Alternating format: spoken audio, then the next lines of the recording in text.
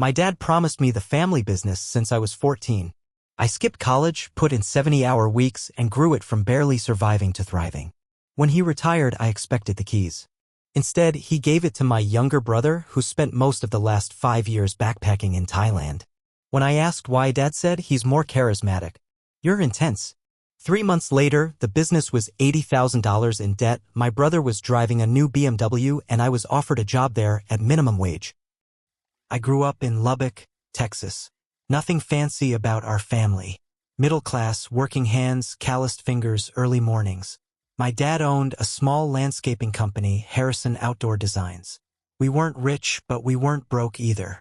It was enough to have a roof over our heads and dinner on the table. I loved that business even before I could lift a shovel. When I was 14, my dad made me a promise. "This is yours someday, Brad," he said. "Stick with me. Learn the ropes." I didn't take it lightly. I wasn't a dreamer. I was a worker. And from that moment on, everything I did pointed toward that future. High school graduation came. A lot of my friends were talking about college, leaving town, chasing dreams. I didn't even blink. Dad sat me down after the ceremony. "You can go to college if you want," he said.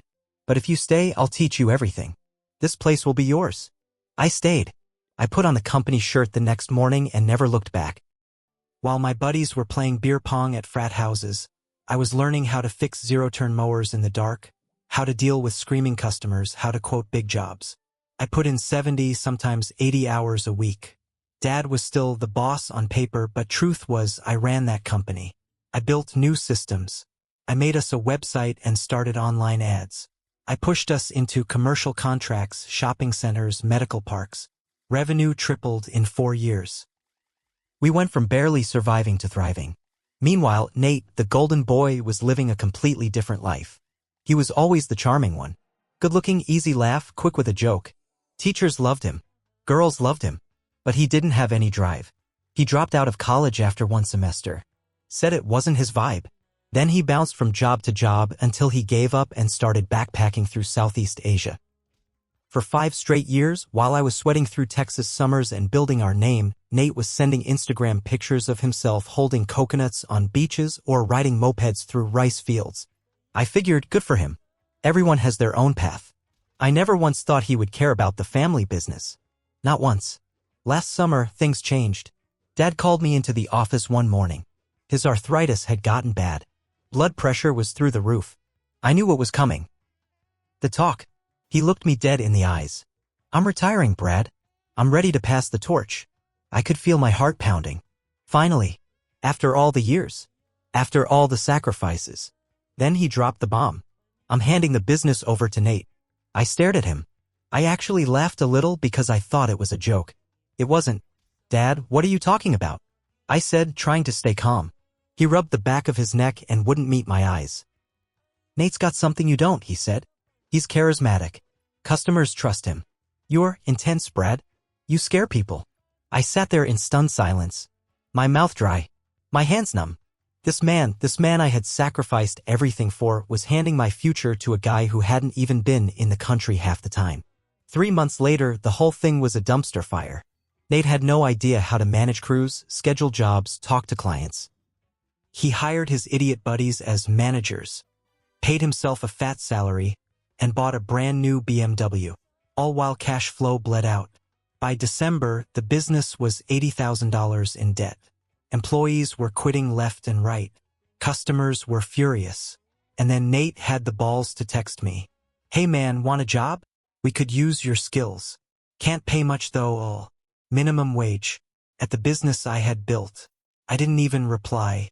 That night, sitting in my dark kitchen, I made a decision. If Dad thought I was too intense before, he hadn't seen anything yet. First thing I did was start my own company.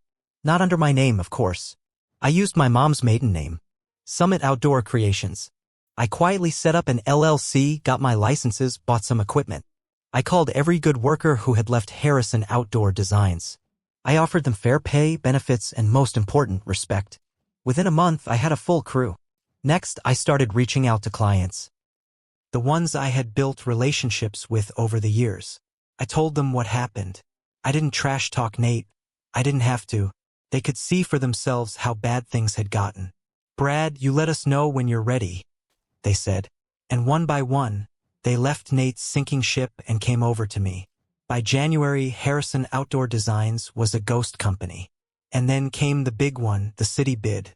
5 years, $2.5 million. The biggest contract the company had ever seen. I knew the city board members personally. I had taken care of their homes, their lawns, their holiday lighting. They trusted me. Nate threw together a bid last minute. It was full of mistakes. Wrong materials, wrong quotes, even misspelled names. I spent days perfecting mine. Clean, detailed, professional. When the city announced the winning bid, Summit Outdoor Creations took it. Nate showed up at my office 2 days later. He looked like hell, pale, sweating. His BMW parked crooked across 2 spaces. He burst in without knocking. "You stole my clients," he shouted, face red, spitting mad. I leaned back in my chair, calm. "No," I said. "They left you." He started pacing, tugging at his hair. "Dad's going to sue you. We'll crush you." I laughed. "You're welcome to try," I said. "But you might want to check whose name is on the contracts. Spoiler, it's not mine." He stood there, chest heaving. Then, this guy who thought he was too good to even pick up a rake started crying. "I can't do this," he said. "Please, Brad. Help me. We can be partners." I stared at him. All the years of missed birthdays, broken promises, late nights fixing Dad's screw-ups. And now he wanted mercy? I told him to get out of my office. Today, it didn't take long after that. By spring, Harrison Outdoor Designs was finished. Bankrupt. Dad lost everything. The office, the trucks, the equipment. Nate had to sell his precious BMW just to stay out of jail for payroll violations. I've heard Dad's back working part-time at Home Depot to make ends meet. He sent me a long, rambling email a few weeks ago. Something about family, forgiveness, how business decisions aren't personal. I deleted it without reading past the first line. I thought it was over. I thought they would lick their wounds, stay out of my way, and I could focus on building my own empire. But I should have known better. One night, about 2 months after Nate's meltdown at my office, I got a text from an unknown number. "Hey, hope you're well. Heard you're running a scam business. Might want to get your paperwork in order." Winking face at first. I didn't even know who it was. Then I realized, Nate. I laughed it off. But a week later, a surprise audit notice landed on my desk. Not from the city, from the IRS. Someone had tipped them off. Someone had reported me for misreporting earnings and hiring undocumented workers. It was total bullshit. I had been careful, more careful than anyone.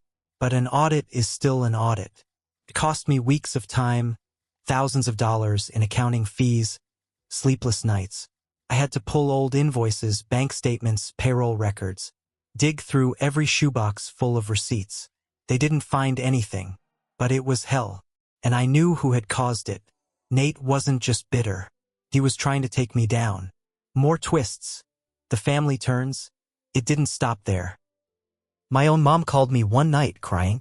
Dad had gotten it into his head that if he couldn't bring me down legally, he'd destroy me socially.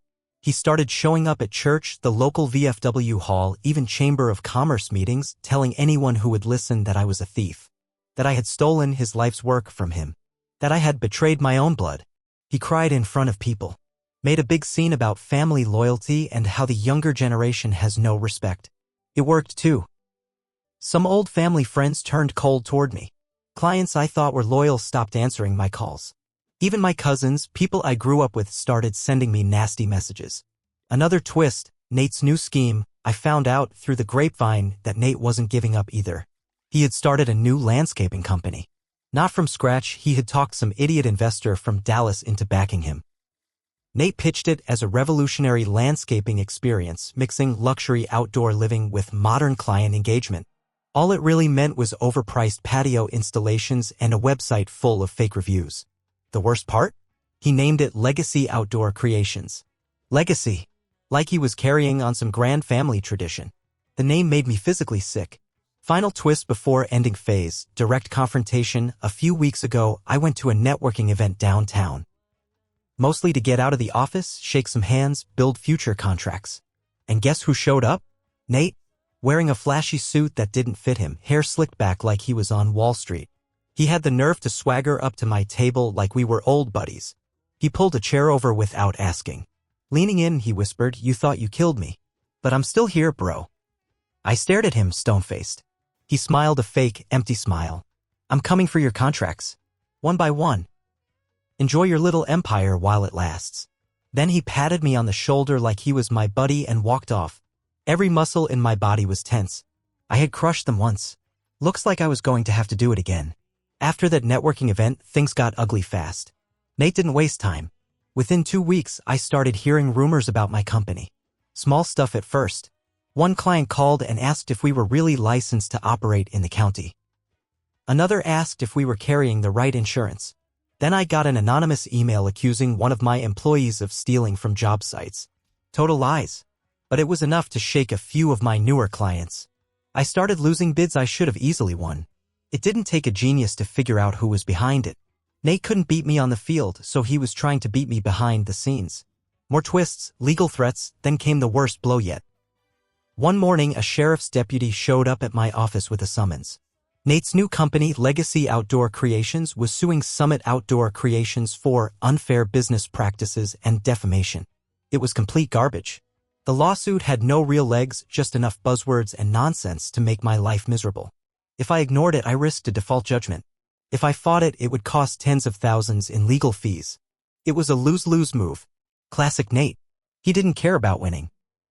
He cared about bleeding me dry.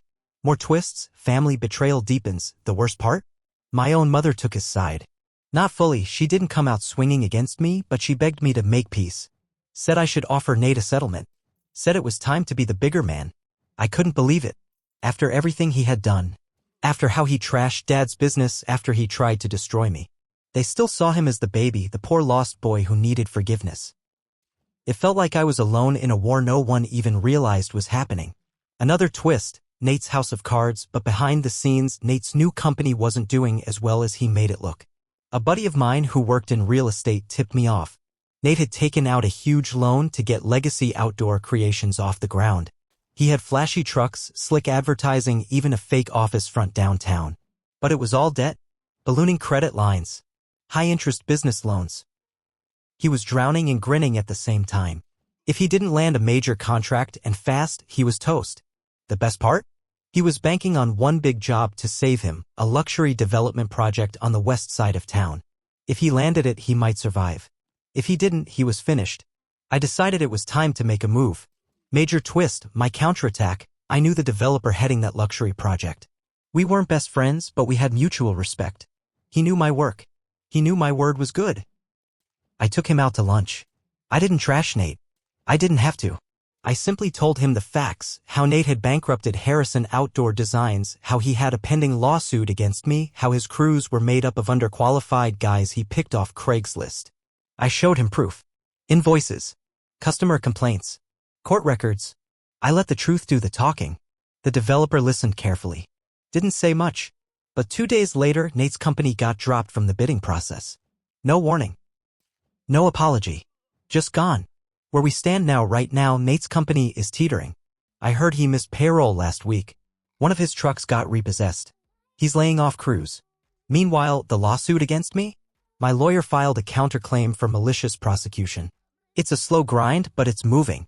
Piece by piece, everything Nate built is crumbling under him. And I'm not lifting a finger. I'm just letting him destroy himself. It didn't take long after Nate lost the big contract. Legacy Outdoor Creations collapsed almost overnight. One day, I drove past their fancy downtown office. Empty. Lights off. For lease signs swinging in the wind. A week later, word spread fast. Nate filed for personal bankruptcy. He was over $400,000 in debt. Unpaid loans, back taxes, unpaid vendors. His Instagram, the one he used to flood with photos of luxury patios and CEO life quotes, went dark. He sold the last of his crap. Furniture, watches, electronics. Even the stupid Rolex he used to flash around like it meant something.